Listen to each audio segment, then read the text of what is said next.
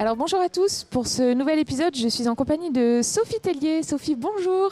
Bonjour. Alors tu es ingénieure conseil au BTPL et coordinatrice France du réseau EDF. Oui. Alors c'est quoi un petit peu le réseau EDF pour éclairer un petit peu nos lecteurs?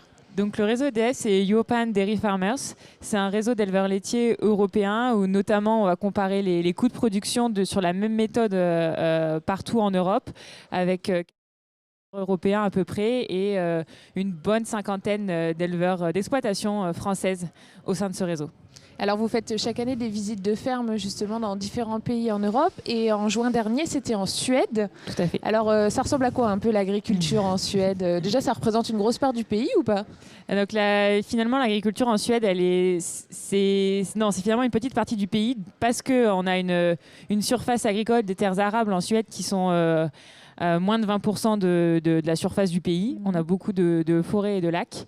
On a un contexte pédoclimatique qui est assez complexe et du coup on se retrouve avec des élevages laitiers principalement basés à l'herbe mais néanmoins assez productifs.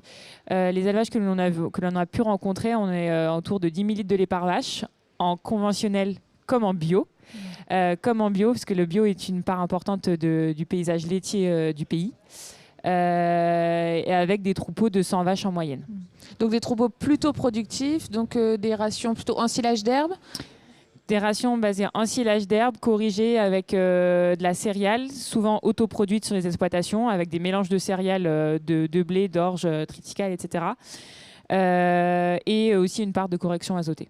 Donc il y a une grosse part quand même de concentré, enfin céréales. Oui, on monte à des 6-10 kilos de concentré dans les rations avec du coup des DAC, beaucoup de DAC dans les exploitations qu'on a pu visiter et même des DAC en complément des robots de traite parce qu'à de telles quantités de concentré par vache, oui, à de telles quantités de concentré par vache, ils n'ont pas le temps de manger ça pendant leur passage au robot. Ouais, d'accord, c'est vraiment des rations qu'on n'a pas du tout chez nous, quoi. Effectivement.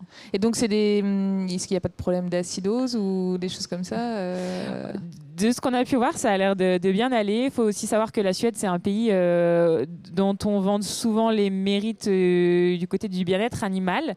Nous, avec le groupe d'éleveurs français, on s'est dit qu'on n'a quand même vraiment pas à rougir en France. C'est assez satisfaisant.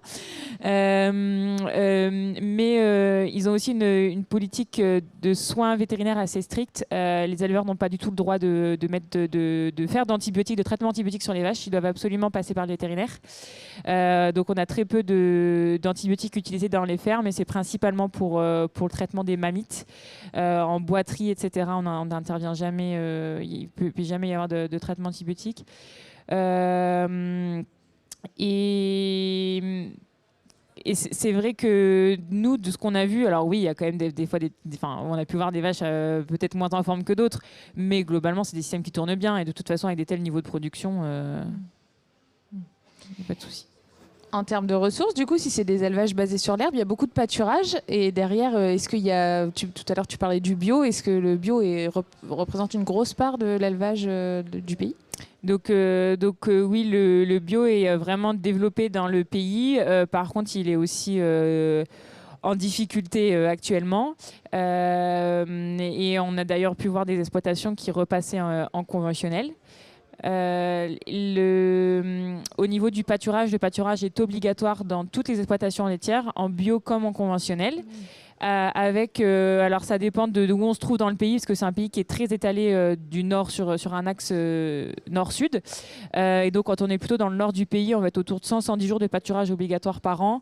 Quand on est dans le sud du pays, ça va jusqu'à 160-180 jours pour des raisons d'ensoleillement, etc. Et donc d'accès au pâturage qui démarrent pas au même moment. Oui, tout à fait. Alors, selon toi, du coup, et puis d'après le retour des éleveurs français qui étaient en visite, est-ce que c'était un modèle qui peut être transposable chez nous ? Alors, transposable, je ne sais pas. On ne pense pas, dans le sens où, du coup, les exploitations qu'on a vues sont vraiment très spécialisées lait et donc ils produisent de l'herbe pour les vaches et des céréales pour les vaches. C'est la différence de notre système français. On a aussi beaucoup de de modèles de polyculture élevage. Et donc, il y a toujours une question des ateliers culture de vente. Est-ce qu'on va prendre de la surface sur les cultures de vente ou au contraire, on va intensifier les productions de surface fourragère pour libérer de la culture de vente? Donc, c'est là où ça peut être un peu différent en France. Après, c'est vrai que c'est des modèles aujourd'hui qui se développent quand même en France, des systèmes à base d'ensilage d'herbe, de luzerne corrigée en énergie. Alors, c'est vrai qu'on va quand même avoir du maïs épi plutôt en France parce qu'on peut le cultiver. Le contexte climatique ne le permet pas, la culture du maïs en Suède, uniquement sur l'extrême bordure sud du pays. Donc voilà, mais néanmoins des systèmes intéressants avec des quantités de céréales qu'on n'a pas l'habitude de voir ni de conseiller en élevage laitier chez nous. Oui, donc on n'a pas, comme tu disais tout à l'heure, on n'a pas à rougir et finalement notre système reste intéressant par rapport au leur. Et oui, on n'a vraiment pas à rougir non plus sur le côté bien-être animal où même moi, en partant, je découvrais ce pays, je pensais qu'on verrait des choses plus avancées en termes de bien-être animal. Et finalement, non. Je pense voilà. Alors c'est sûrement sur la gestion des antibiotiques, sûrement la gestion du sanitaire où oui, il y a sûrement des choses à faire. Ils font sûrement beaucoup plus de préventif que nous encore en France. Après, voilà, sur le confort, le bien-être des animaux, que ce soit au niveau du couchage et autres, je ne pense pas qu'on ait à rougir. Okay. Alors, par contre, quelque chose on peut être un peu jaloux d'eux, c'est sur les subventions, pour le coup. Oui.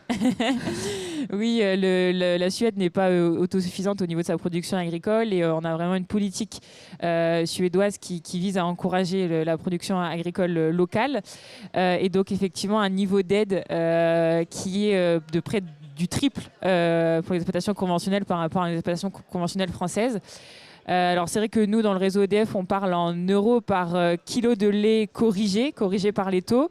Mais si on fait un petit amalgame avec ce qu'on a l'habitude de parler en France, on va être plutôt du coup à 4 euros les 1000 litres d'aide en France, là où on sera à 9 euros en Suède en conventionnel, où ils seront à 14 en bio. Oui, d'accord. Donc voilà, un delta un peu important. Et des aides qui permettent de couvrir des coûts de production plus élevés que chez nous aussi. Par contre, ils ont besoin effectivement de ce niveau d'aide parce que leurs coûts de production sont effectivement plus élevés. Ils vont être à un peu plus de 400 euros les millilitres encore, hein, si je fais l'amalgame avec notre façon de calculer. Ils vont être donc du coup à des prix d'équilibre autour de 400 euros les millilitres. Là, on va être un petit peu inférieur en France, autour de 380 euros les millilitres. Mais avec des prix du lait aussi qui sont plus... Alors là, on parle des chiffres qu'on a étudiés en 2023, donc qui correspondent à des comptas plutôt 2022. Et du coup, des prix du lait qui étaient montés plus fort aussi. Mais de manière générale, la Suède a toujours un prix du lait supérieur à ce qu'on peut avoir dans d'autres pays d'Europe. Et du coup, sur cet exercice-là, ils étaient à plus de 510 euros les millilitres de prix du lait. Okay. Donc avec des seuils de rentabilité à 400, il y a une belle marge. C'est certain. Ouais.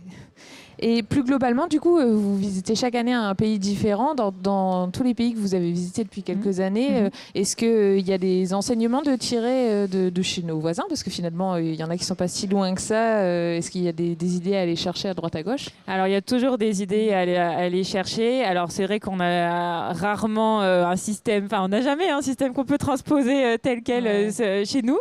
Mais il y a toujours des choses à aller chercher. Et là, c'est vrai qu'en Suède, alors, on espérait certainement plus cette partie bien-être animal, mais finalement, on a trouvé, à mon avis, plus d'idées du côté de la gestion de la main-d'œuvre, de ces réelles équipes de travail, des salariés avec des responsabilités, des salariés qui gèrent des alarmes robots, etc.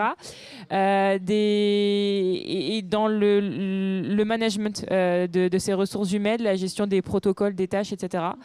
Mais après, oui, il y a toujours à aller rechercher des idées ailleurs, que ce soit sur de la technique, sur aussi des réflexions stratégiques ou de gestion globale d'exploitation. Et c'est toute la force de ce réseau, c'est d'être curieux, toujours curieux. Eh ben justement, écoute, je te remercie pour ce premier retour et puis on va continuer à suivre un petit peu les aventures du réseau EDF et les enseignements qui en sont tirés. Et, du coup, je vous invite à suivre d'autres articles à ce sujet sur WebAgri. Merci Sophie. Merci.